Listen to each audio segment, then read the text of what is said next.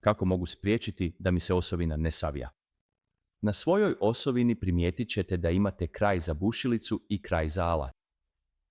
Kada je na kraju za bušilicu više izložene osovine između adaptera za bušilicu i osovinu te ležaja s čahurom, to je najvjerojatnije mjesto gdje će se osovina saviti. Da biste to spriječili, trebate pokušati držati čahuru što bliže adapteru za bušilicu i osovinu. Mi isporučujemo oprugu koju volimo staviti ovdje i blokadu osovine koju stavljamo s druge strane. To spriječava da se čahura pomiče gore-dolje po osovini i pomaže u spriječavanju savijanja osovine. Osim toga, ako se pobrinete da je vaš limitator momenta ispravno uključen tako da će se aktivirati prije nego što savije vašu osovinu i pazite na količinu momenta koju primijenite na samu osovinu, to će spriječiti savijanje osovine. Hvala na pitanju.